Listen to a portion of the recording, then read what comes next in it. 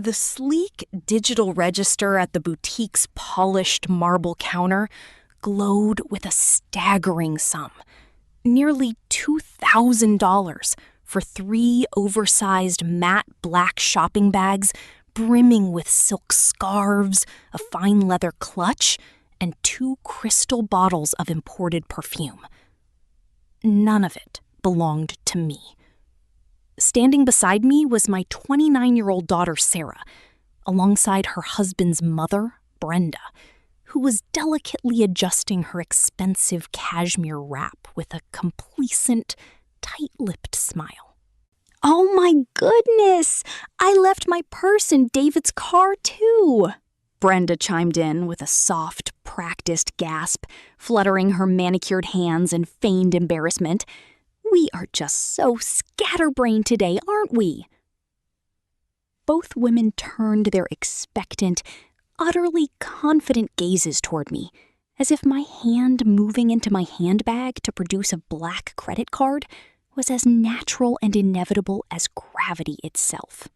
At 62 years old, standing beneath the soft halogen lighting of this high-end boutique, I felt the sharp, sudden sting of an awful realization. For 6 long months, Sarah had been inviting me out for what she coaxingly called family bonding afternoons. Yet mysteriously, her wallet vanished into thin air the exact second the check arrived at every boutique, spa, and high-end brunch. I was expected to finance her eager, desperate attempts to impress her wealthy mother-in-law, serving quietly as their reliable, uncomplaining personal ATM. The young store clerk behind the marble register shifted uncomfortably, clutching the handles of the luxury shopping totes while looking between the 3 of us, waiting for the familiar, silent transaction of emotional exploitation to unfold. Looking directly into Sarah's bright, confident smile, a profound shift occurred within the quietest corners of my soul. Ever since my beloved husband passed away 3 years ago, leaving our sunlit home quieter than it had ever been in 30 years, an insidious, lingering fear of isolation had settled deep into my heart. I had secretly carried a heavy, unspoken grief, convincing myself that if I smoothed over every financial friction, paid every luxury boutique tab, and absorbed every subtle demand, I could buy a permanent place in my daughter's busy life and keep her close to my side. I had mistaken passive financial sacrifice for maternal devotion, naively believing that funding her lavish lifestyle was compensating for the quiet emptiness left behind in our family. But staring at the absurd number glowing on that digital screen, the veil of self-deception dissolved completely. My endless willingness to pay hadn't fostered genuine love, filial respect, or heartfelt gratitude. It had merely nourished a monster of unbridled greed and passive entitlement in the child I had raised with such tender care. Sarah didn't see a mother standing beside her, rich in wisdom and deserving of honor. She saw a convenient corporate sponsor for her mother-in-law's extravagant tastes. The painful truth washed over me with liberating clarity. Continuing to finance her illusion was not an act of love, but a betrayal of my own dignity, an insult to my late husband's memory, and an enabling poison that kept my daughter from ever growing into a mature, responsible adult. Instead of reaching into my leather purse, I calmly adjusted the collar of my coat and met their expectant gazes with a smooth, unbothered smile. How funny! I forgot mine too. I replied in a gentle, perfectly pleasant tone that carried no trace of anger, bitterness, or hesitation. The color drained from Sarah's face in an instant, her sugary, confident expression freezing into stunned, wide-eyed panic. "What do you mean, Mom?" Sarah whispered frantically, her sweet demeanor completely evaporating into sharp, biting irritation. "You always carry your credit cards." "Well, not today," I answered serenely, turning my attention to Brenda, whose smug composure had instantly melted into flustered, red-faced embarrassment. "Since your purse is right out in the car, Brenda, you can easily go fetch it. I have a book club meeting in an hour and really must get going." Enjoy your beautiful new things, ladies. Without waiting for a response, and without casting a single glance backward, I turned on my heel and walked gracefully toward the heavy glass exit doors of the boutique. Stepping out into the crisp autumn afternoon air, an extraordinary sense of lightness washed over my chest, as if an invisible 10-pound weight had been lifted off my soul. The humiliated whispers of Sarah and Brenda arguing frantically with the young store clerk faded behind the closing glass doors, and for the first time in years, I breathed in the sweet air of absolute self-respect, dignity, and personal freedom as I walked back to my sedan. Steering my sedan down the familiar, tree-lined streets toward home, my smartphone vibrated relentlessly against the passenger seat, lighting up with frantic missed calls and angry text messages from Sarah. I didn't touch the screen. Arriving at my driveway, I carried my quiet groceries inside, set the copper kettle on the stove for a fresh pot of black tea, and welcomed the peaceful, comforting hum of my kitchen. With the blinders finally stripped away from my eyes, I began to notice the subtle, creeping invasion I had allowed into my personal sanctuary over the past few months. Walking through the living room, I saw an absurdly expensive scented candle Sarah had casually left on my fireplace mantel, and a heavy, overly modern throw blanket she had draped across my favorite armchair, because she claimed my traditional decor was too dated. Passing down the hallway into the guest bedroom, I opened the closet door to find 3 of Brenda's heavy winter coats hanging among my linens, alongside 2 large plastic storage bins filled with Sarah's out-of-season designer clothes. They were treating my home, the sacred house my late husband and I had poured 30 arduous years of labor, sweat, and financial sacrifice into paying off, like their personal cost-free storage unit. The quiet sanctity of my home refuge had been steadily eroded, replaced by the arrogant clutter of 2 ungrateful women who viewed my personal boundaries as completely non-existent in their self-centered world. Driven by a calm, crystal-clear focus, rather than explosive anger, I walked out to the garage and retrieved 3 large cardboard storage boxes, carrying them into the hallway with deliberate, purposeful steps.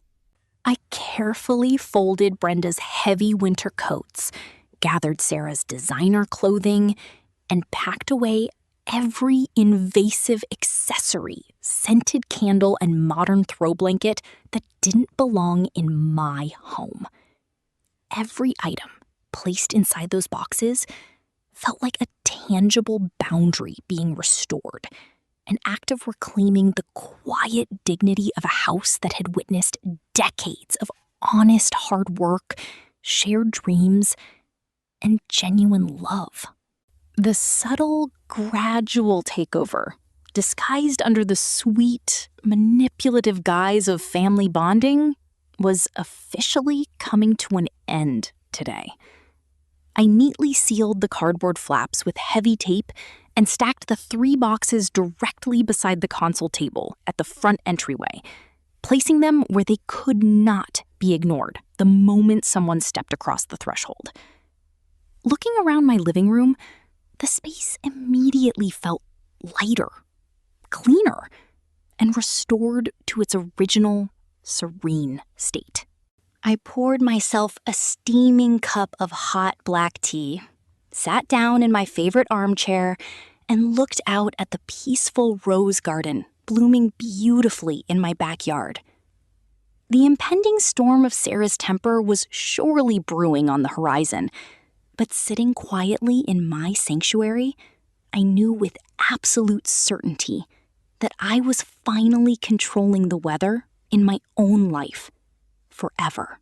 The next morning, I sat at my dining table with my laptop, a notepad, and a freshly brewed cup of black coffee, as soft morning sunlight filtered gently through the sheer linen curtains. It was time to look at the cold, hard numbers.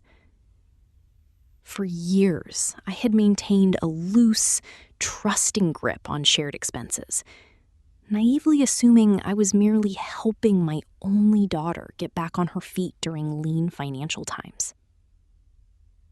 But as I logged into my online banking portal and systematically combed through the last 12 months of statements, the glaring reality laid out before me was deeply heartbreaking.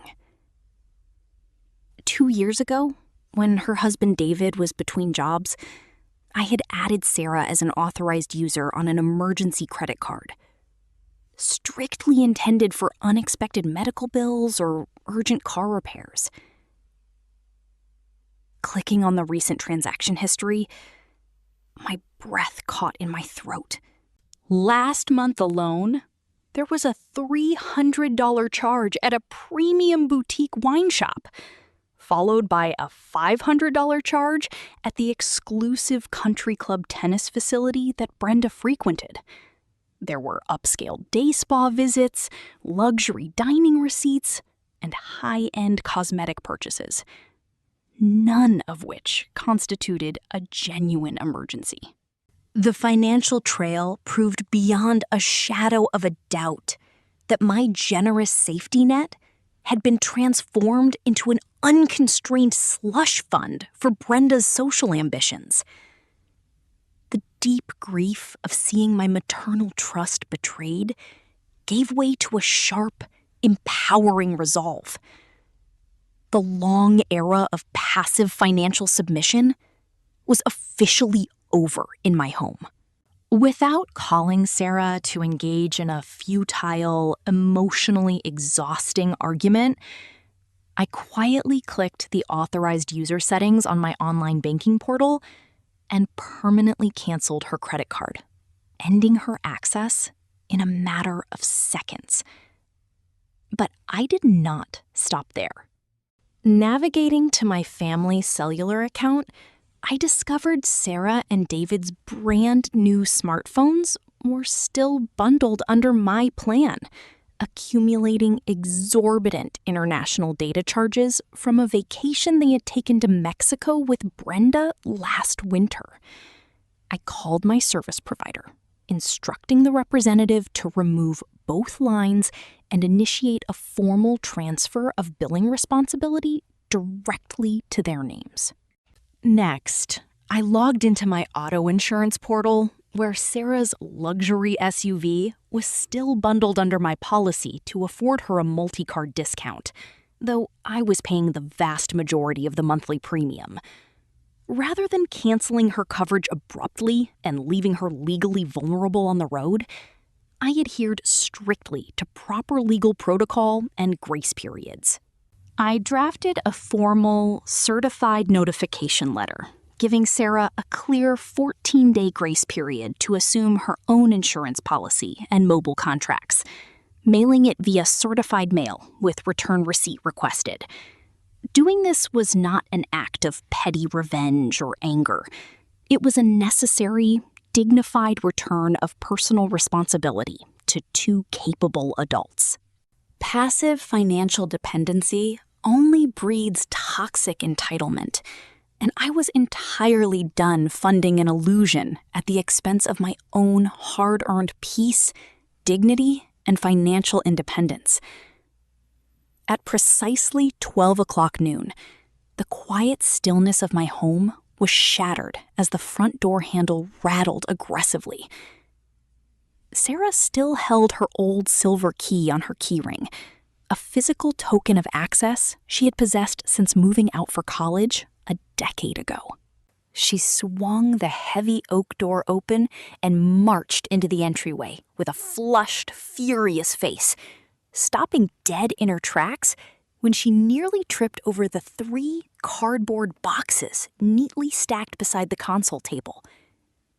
David trailed silently behind her, his head lowered and his eyes fixed firmly on his shoes, radiating the profound exhaustion of a man caught perpetually between his wife's reckless demands and his own quiet shame. "How could you embarrass me like that yesterday at the store?" Sarah demanded, completely ignoring the stacked boxes for a moment to glare at me with sharp, burning resentment. "Brenda's high society friends were having lunch right next door to that boutique. She was utterly humiliated." I remained seated comfortably in my reading armchair, holding a magazine in my lap, completely unbothered by the sudden tempest brewing in my foyer. If Brenda was humiliated, it was simply because she failed to manage her own budget, I replied in a calm, measured voice that echoed through the quiet room. And as for the entryway, I prefer to keep it clear. Sarah, those boxes contain your clothes and Brenda's heavy coats from my guest room. Please take them with you when you leave today. Sarah stared at me, her mouth hanging slightly open in sheer disbelief as she looked between the taped cardboard boxes and my serene expression. "Are you kicking my stuff out, Mom? What on earth is wrong with you?" she scoffed, her voice pitching higher with volatile indignation. "My credit card got declined at the gas station this morning." "There is no technical error, Sarah," I said softly, turning a page of the magazine on my lap without looking up from the printed article. I closed the authorized credit account. "You will also be receiving formal certified letters regarding your mobile phone lines and car insurance policy. It is time for you and David to manage your own household expenses." David rubbed the back of his neck, shifting uncomfortably beside her and refusing to meet my gaze. "All of this over one afternoon at a boutique?" Sarah spat, her tone dripping with bitter venom. "You have more than enough money in your checking account to buy that whole store. Yet you chose to make me look like a complete fool. If you had money to browse luxury perfumes, you were far from helpless," I observed with unflinching composure. "The core issue isn't the credit card, Sarah.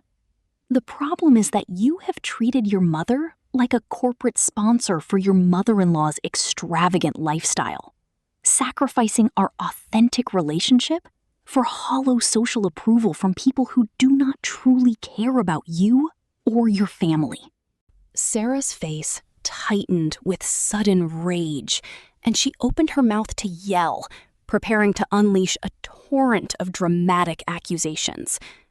But before she could utter a single word, I calmly raised a single finger, pointing it straight toward her. The gesture was quiet, yet it carried the overwhelming, unshakable authority of a sovereign woman standing firm in her own home. "You are standing in my house," I reminded her softly, my voice carrying an iron edge beneath its gentle surface. "You will not raise your voice at me under this roof. Take your boxes, Go home and figure out your finances together. The bank is officially closed." David swallowed hard, thoroughly defeated by the undeniable truth of my words, and gently placed a hand on his wife's trembling shoulder. "Come on, Sarah," he muttered quietly, his voice hollow and resigned. "She's right. We shouldn't have done this." Sarah stood her ground for a long, tense moment, glaring at me, while waiting for me to break, to apologize, or to offer a check to dissolve the discomfort. But I simply looked back at her, serene, unmoved, and entirely at peace in my own space. Realizing she possessed no leverage over a mother who had reclaimed her boundaries, Sarah snatched the top box, while David grabbed the remaining two. They marched out to their car in bitter, defeated silence, and as the front door closed, I took a deep breath, feeling the air inside my home grow lighter, cleaner, and completely mine once more. After Sarah and David hauled their cardboard storage boxes to their car trunk in bitter silence, I realized the sanctuary of my home was far from fully secured. Sarah had used her old silver key to barge unannounced into my entryway, a physical key she had possessed for over a decade. I knew my daughter well. When her temper flared, her deep-seated sense of entitlement led her to push boundaries until they completely collapsed. As long as that physical keyhole existed, my personal living space remained perpetually vulnerable to sudden, hostile invasions. Furthermore, I knew Brenda was whispering in Sarah's ear, scheming behind the scenes to regain access to my financial resources and home. I didn't wait for their next unannounced visit. By 3 o'clock that afternoon, a licensed locksmith technician was working diligently at my front entrance. Rather than merely rekeying the old lock cylinder, I had him install a heavy-duty smart lock on both the main entrance door and the garage side door. The sleek black digital panels required a registered fingerprint or an encrypted smartphone code. "No physical keyhole exists on these advanced models, ma'am," the technician explained, handing me the digital instruction manual. "Unless someone has your thumb or your phone, they aren't getting in." While he finished the installation, I logged into my postal account online and rented a private P.O. box, immediately rerouting all my sensitive financial statements, tax records, and medical documents.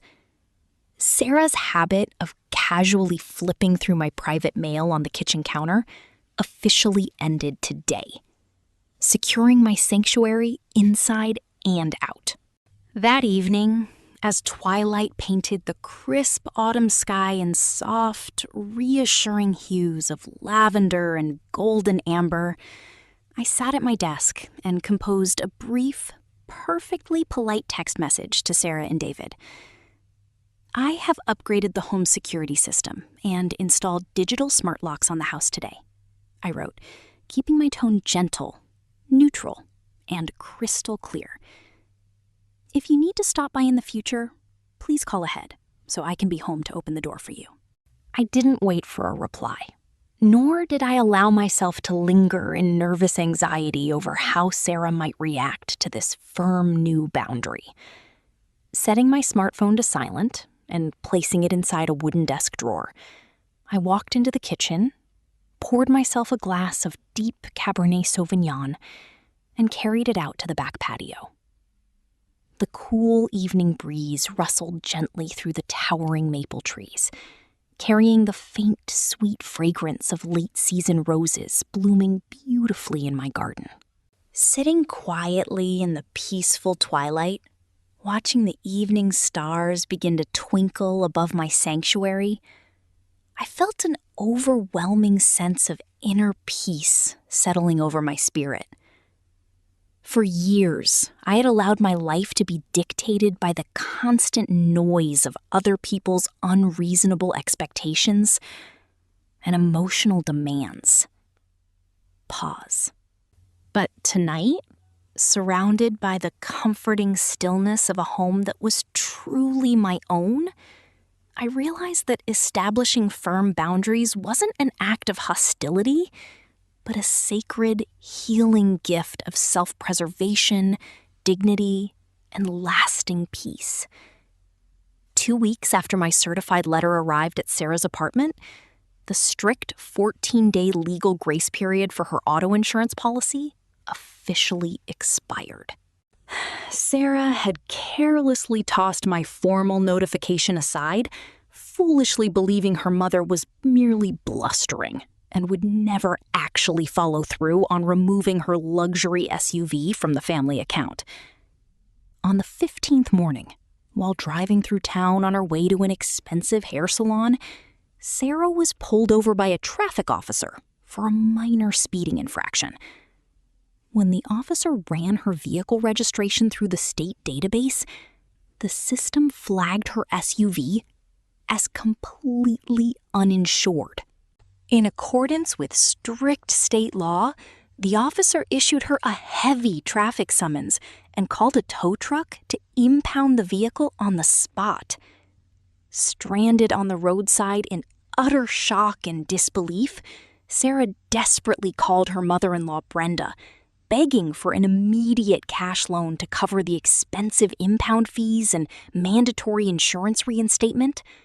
But Brenda's lavish charm evaporated the second real money was demanded.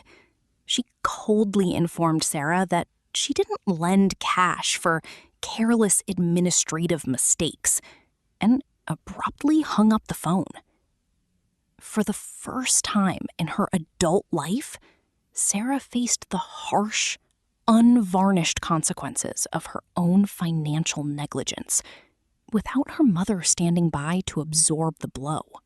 It was a painful, humiliating reality check, forcing her to realize that Brenda's affection was entirely superficial and conditional, while her mother's safety net was truly closed forever in her life. The following Saturday afternoon, my newly installed security system proved its profound worth.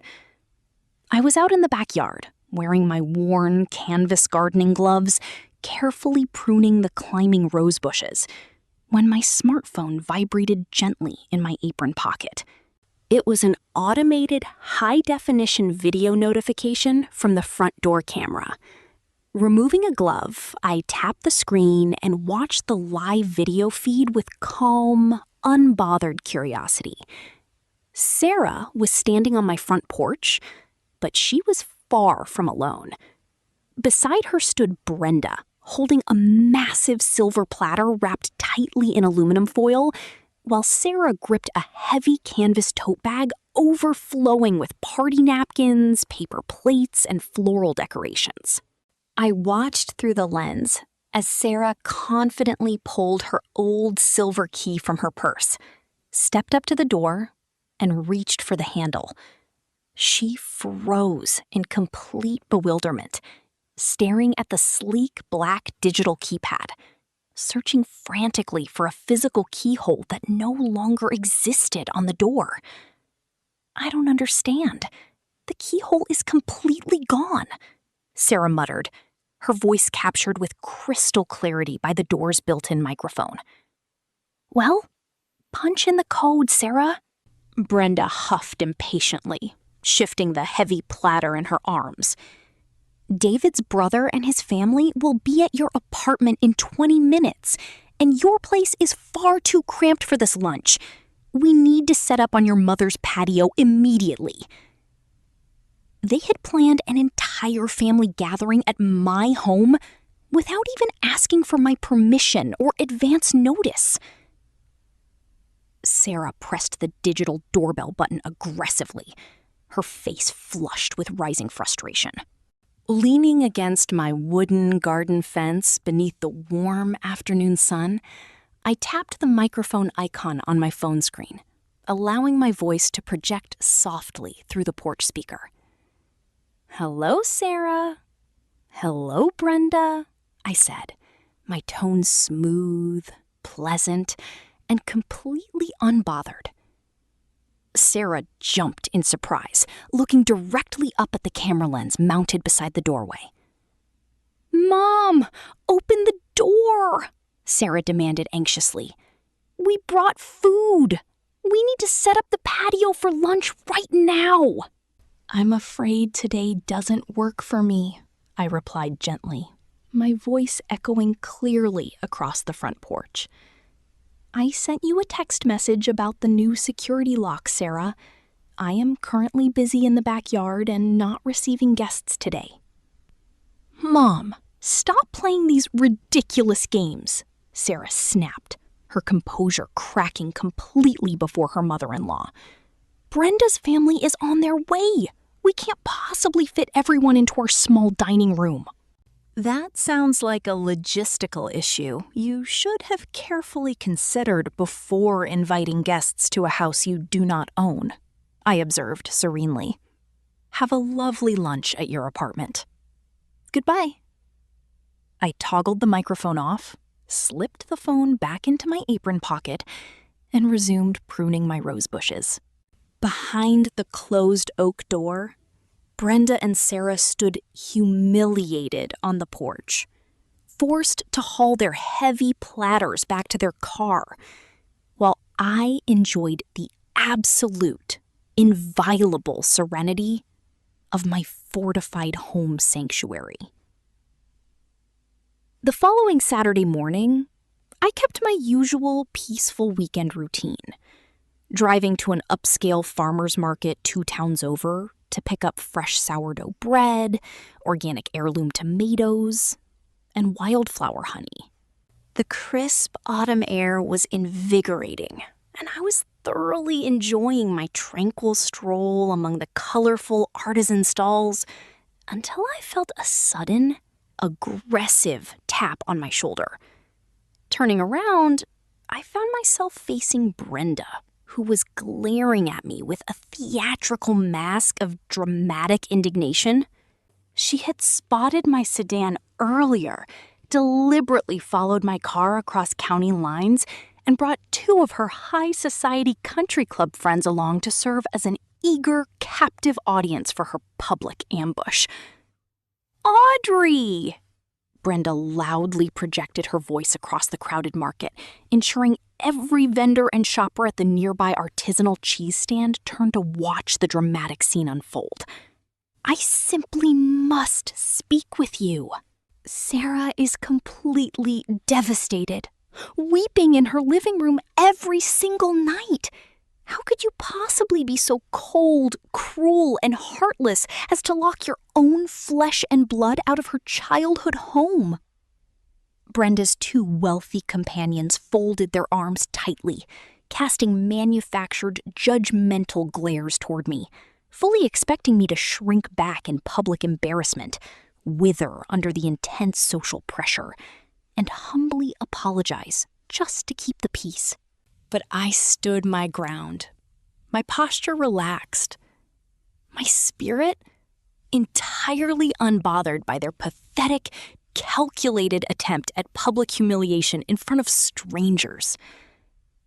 I calmly finished paying the local vendor for my heirloom tomatoes, carefully folded my change into my wallet, and turned around to face Brenda and her country club companions with an unshakable, tranquil dignity. "I didn't lock her out of her childhood home, Brenda," I replied, pitching my voice to be crystal clear, serene, and easily heard by her friends. "I simply stopped allowing her to use my house as a free, unappreciated event hall for your family gatherings." Brenda's confident, malicious smirk instantly faltered, but she quickly snapped back. "She is your daughter. Family is supposed to help family. I completely agree. I nodded with a polite, gracious smile. Which is why I am so thrilled she has a wealthy, generous mother-in-law like you to step up. For years, I have quietly supported Sarah and David financially, paying their cell phone bills, funding their car insurance, and covering the emergency credit card they used to finance your luxury day spa visits and country club tennis fees. The two country club friends blinked in sharp surprise, exchanging a sudden, disgusted look as they turned their eyes toward Brenda. Brenda's face flushed a deep, mottled red as she stuttered incoherently before them. That was a complete misunderstanding. Oh, there is no misunderstanding, I smiled warmly, adjusting my shopping tote. I have officially retired from being their personal bank. If you feel so strongly about family helping family, hand them your credit card next time. Leaving Brenda stuttering in the middle of the crowded farmer's market while her friends glared at her with raised eyebrows, I returned to my car with a cool, calculating focus. I knew women like Brenda did not back down easily. Their fragile egos depended on social domination, and simple verbal retorts would not prevent her from continuing her intrusive stalking. Instead of waiting for her next escalation, I pulled the memory card from my vehicle's high-definition dashcam. The recorded telemetry proved beyond a shadow of a doubt that Brenda had intentionally pursued my sedan across 2 town borders, maintaining a close tailing distance before confronting me in public. Accompanied by my certified bank statements, phone records, and recent security camera footage from my porch, I brought the digital video evidence directly to the county courthouse, filling out a formal application for an emergency temporary restraining order. Reviewing the clear, indisputable evidence of deliberate stalking and psychological harassment, the presiding county judge signed the protective order without hesitation, establishing a strict 500-foot legal boundary around my person, my home, and my vehicle. The legal document explicitly prohibited Brenda from contacting me directly or indirectly through third parties.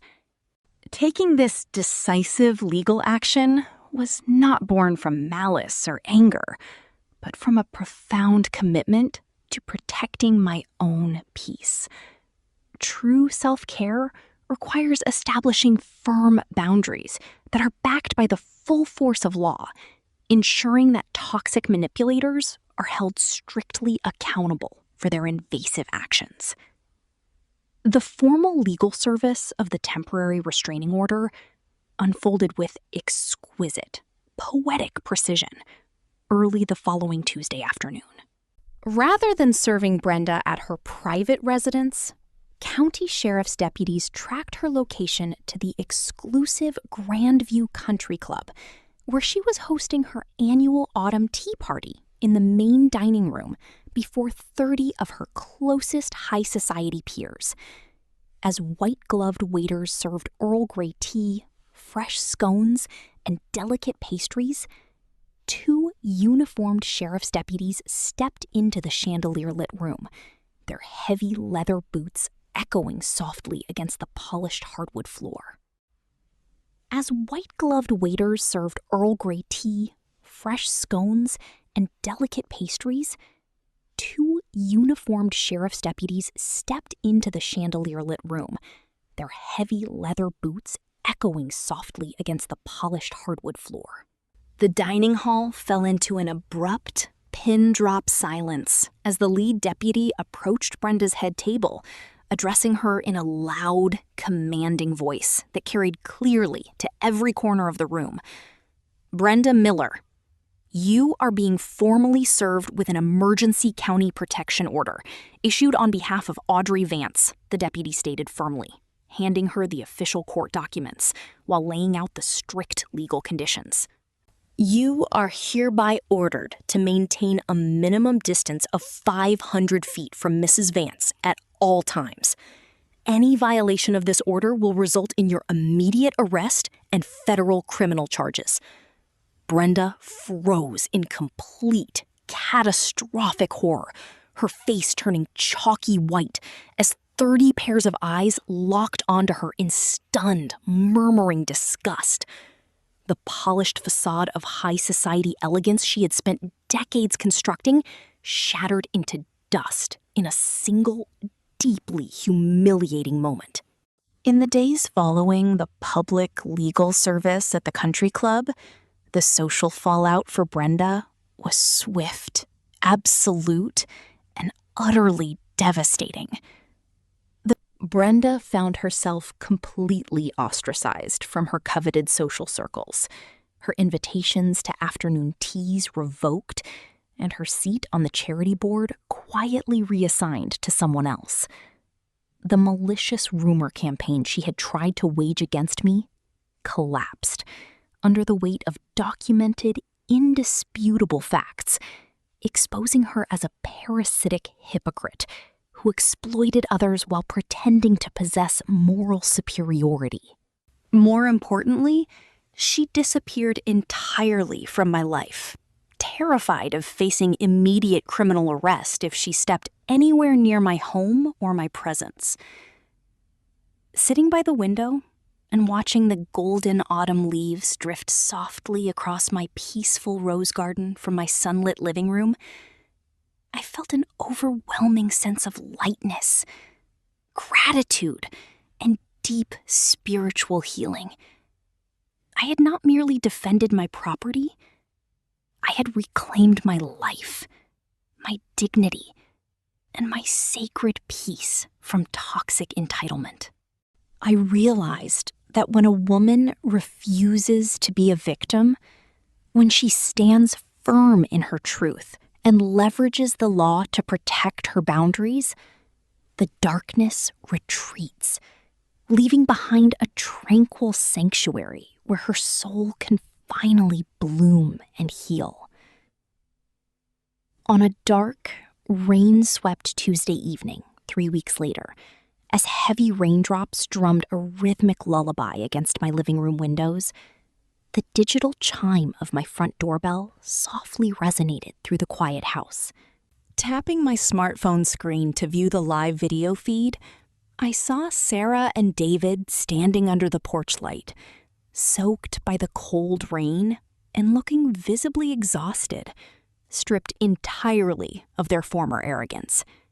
There were no party platters, no entourage, and no demanding shouts this time. Only 2 young adults, weathered by the sharp, unyielding reality of their own mounting financial pressures. Sensing that this moment represented an opportunity for genuine human dialogue rather than hostility, I pressed the remote unlock icon on my phone screen, allowing the heavy oak door to click open with a reassuring sound. They stepped into the warm entryway, shaking the rainwater from their coats, looking around the pristine, serene space with a strange mix of timid hesitation and deep longing. "Thank you for letting us in, Mom," David said softly, his voice trembling slightly with genuine gratitude as he carefully set their wet umbrellas by the doormat.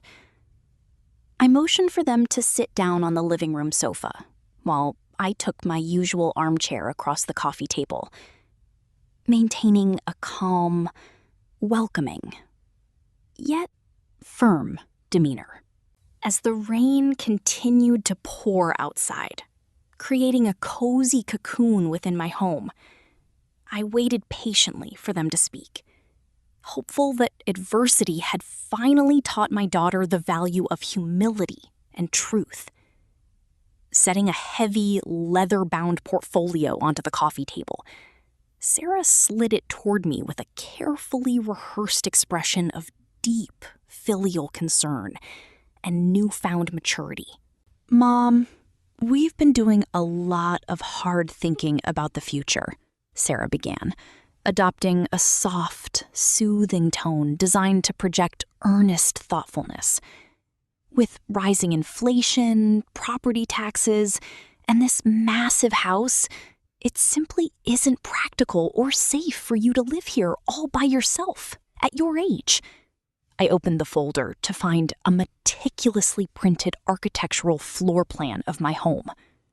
My eyes widened in quiet disbelief as I surveyed their audacious proposal. The spacious master bedroom, the sacred haven I had shared with my late husband for 30 cherished years, was boldly labeled Sarah and David's Suite. My name was neatly typed over the small, windowless guest office located downstairs, right next to the noisy laundry room. Flipping to the next page, I found a detailed financial breakdown illustrating how my monthly pension and savings would cover the property taxes, utility bills, and household groceries, while their rental income from subletting their apartment would be funneled exclusively toward paying off their personal credit card debts. "It's a complete win-win care plan," Sarah urged, regaining her familiar confidence. "You won't have to worry about maintaining the property. We'll take care of you as you age. And Brenda can stay in the spare room on weekends to help out with household chores and gardening." I kept my expression entirely unreadable, turning to the very last page tucked beneath the financial spreadsheet, where my sharp eyes caught something far more sinister than a self-serving floor plan. Stapled to the back was a formal legal document titled General Durable Financial and Medical Power of Attorney, designating Sarah as my sole legal agent with absolute authority over my bank accounts, real estate deeds, and medical decisions. Sarah had casually flagged the signature line with a yellow "Sign Here" sticky note, clearly hoping that an aging, grieving widow would blindly sign the document under the comforting illusion of receiving family care. "It's just standard paperwork, Mom," Sarah added quickly, her voice betraying a subtle, nervous tremor as she noticed my gaze lingering on the dense legal jargon printed across the page. "It just makes it easier for me to manage your utility payments, handle bank transfers, and talk to your doctors if you ever get sick, so you don't have to stress over daily administrative tasks." Staring at the crisp black ink on that legal document, a cold wave of profound clarity washed over my spirit.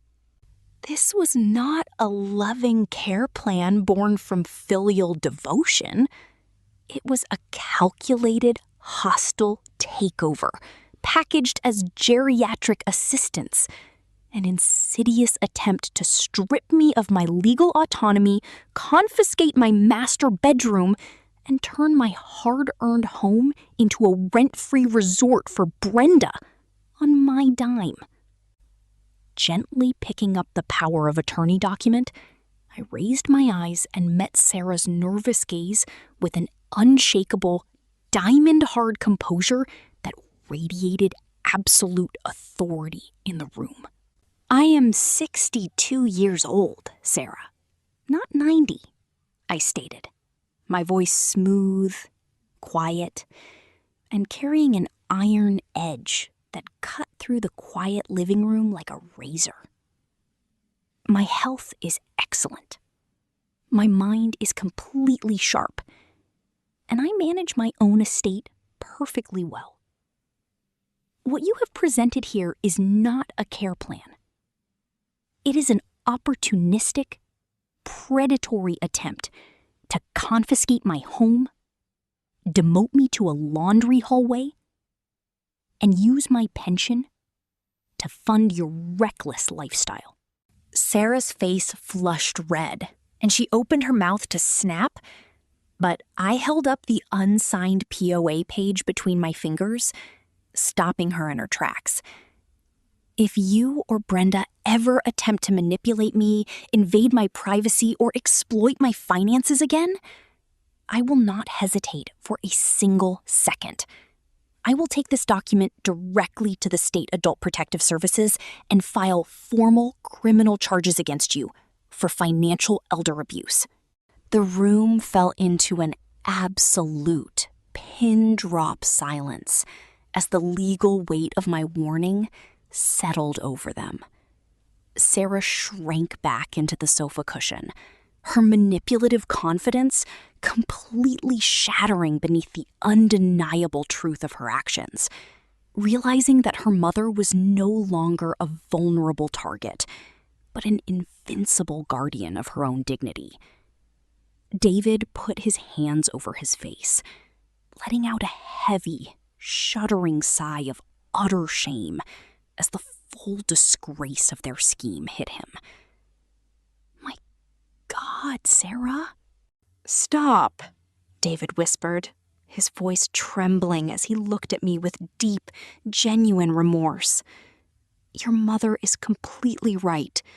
We've been acting like entitled scumbags, and this is disgusting. We shouldn't have done this." Standing up immediately, David gently grabbed his wife's trembling arm, pulling her toward the front entrance. "Come on, Sarah. We are leaving right now." Sarah stood frozen for a fleeting second, staring at me with wide, disbelieving eyes, desperately searching my face for a flicker of maternal weakness, guilt, or hesitation that might give her leverage.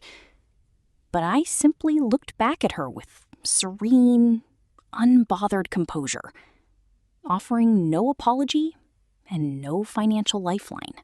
Realizing her hold over me was broken forever, Sarah snatched her leather portfolio off the table, turned on her heel, and walked out into the cold rain alongside her humbled husband. As the heavy oak door clicked shut behind them, my smartphone screen illuminated as the smart lock automatically engaged with a solid, satisfying thud. Walking into my kitchen, I poured myself a glass of iced water, took a deep breath, and smiled in the quiet darkness, knowing that my home was finally a safe, inviolable sanctuary of pure peace, sovereignty, and freedom in this world. 6 months had passed since I changed my locks, closed my financial accounts, and handed my adult daughter back her full, unearned share of human responsibility. Stripped completely of my financial safety net, Sarah and David were forced to confront the harsh, unvarnished reality of their overwhelming personal debt without a convenient cushion to absorb the fall. The sudden, permanent loss of my subsidization ignited a long overdue crisis within their household, compelling them to make drastic, uncomfortable lifestyle changes they had avoided for years. They sold off Sarah's collection of designer handbags and luxury watches, canceled their extravagant country club memberships, and moved out of their overpriced suburban rental into a modest, affordable 2-bedroom apartment across town. More importantly, losing my money severed Brenda's toxic, parasitic influence over their lives. Once it became glaringly obvious that Sarah could no longer finance her mother-in-law's lavish day spa outings or luxury boutique shopping sprees, Brenda's manipulative presence abruptly vanished from their daily affairs. For the first time in their married life, Sarah and David sat down together before a certified financial counselor, systematically auditing their monthly income, cutting out unnecessary luxuries, and creating a realistic, disciplined debt repayment schedule.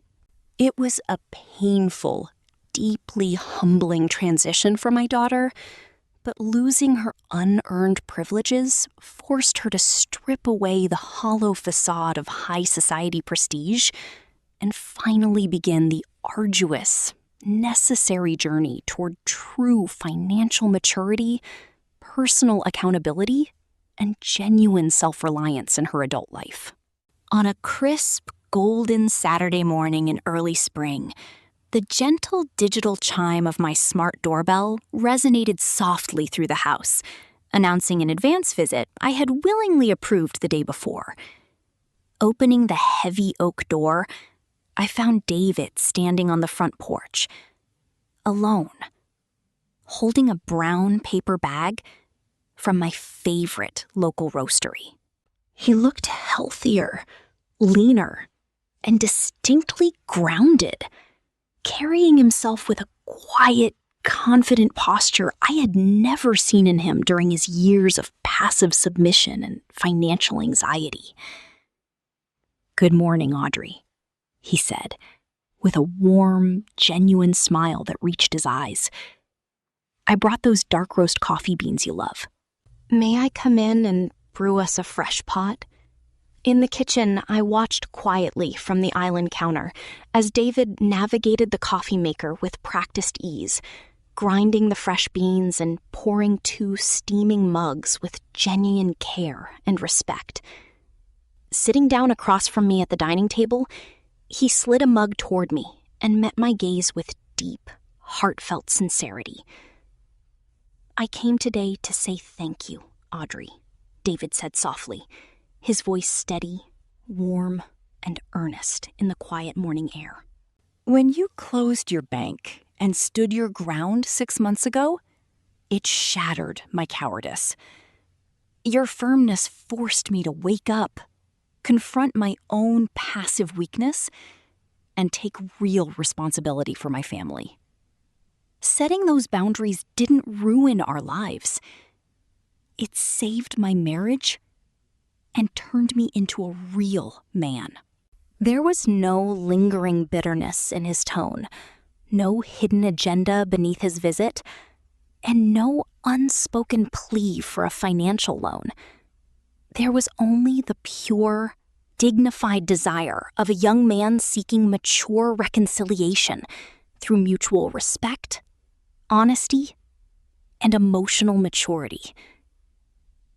David openly shared their detailed 5-year financial plan, showing me how he and Sarah were diligently working through their personal credit card debt, month by month, without borrowing a single dollar from anyone. I listened intently, offering gentle words of encouragement, practical wisdom, and sincere maternal praise for his newfound resolve. But I offered no financial assistance, and he expected none from me. The authentic, healthy relationship I had longed for with my family was finally being rebuilt, not upon the shaky foundation of financial transaction and codependency, but upon the solid rock of personal accountability and mutual honor.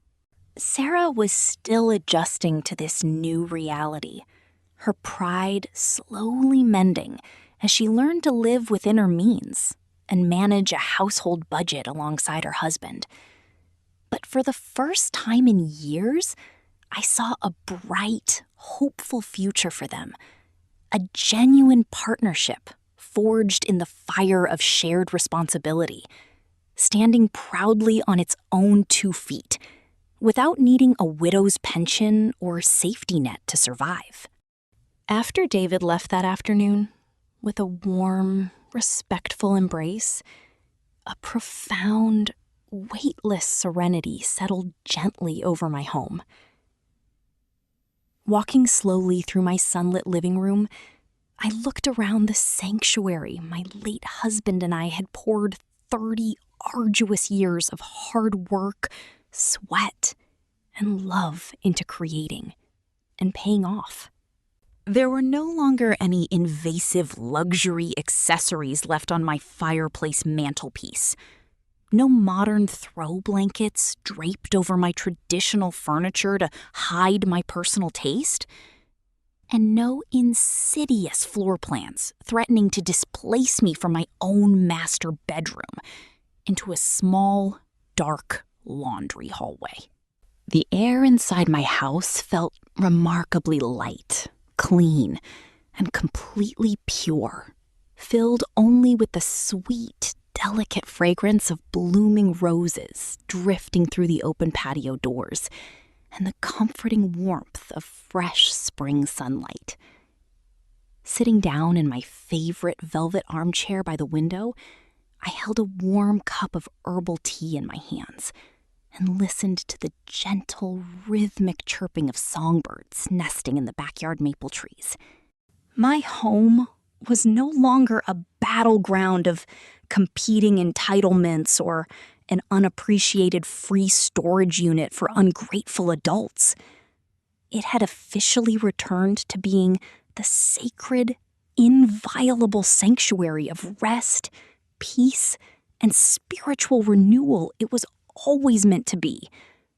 A place where my spirit could rest in absolute security, dignity, and tranquil joy for all the peaceful years ahead. Looking out at my backyard garden, where vibrant pink and white roses bloomed triumphantly under the bright spring sky, a quiet, profound smile touched my lips as the ultimate truth of my journey washed over my spirit. I had learned that setting firm boundaries in life does not require explosive arguments, bitter tears, or endless defensive explanations. It simply requires decisive, unshakable action, born from deep, uncompromised self-respect and self-worth.